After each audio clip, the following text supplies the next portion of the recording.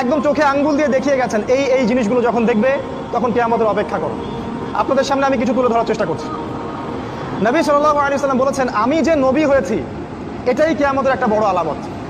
তিনি বলেছেন, বুইসতু আনা ওয়াসসাআ কাহাতাইন, আমাকে আর কিয়ামতকে এইভাবে পাঠানো হয়েছে, আমাকে আর কিয়ামতকে এইভাবে পাঠানো হয়েছে। মানে এই দুই আঙ্গুলের মধ্যে যতটুকু দূরত্ব, আল্লাহ রাসূল সাল্লাল্লাহু আলাইহি ওয়াসাল্লাম আর কিয়ামতের মাঝখানে এতটুকু দূরত্ব আছে। এই হাদিসটা উনি বলেছেন 1400 বছর আগে। আপনার যদি সামান্য বিবেক থাকে আপনি বুঝতে পারবেন যে এখন 1400 বছর পর কিয়ামত কত কাছে।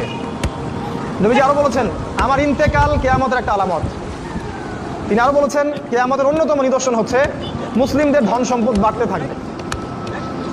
এমন একটা অবস্থা হবে যাদের পরনের কাপড় ছিল না, খাবার জুটতো না, পায়ে স্যান্ডেল ছিল না, এই রাখাল টাইপের দরিদ্র মানুষেরাও উঁচু উঁচু বিল্ডিং নির্মাণের প্রতিযোগিতা করবে।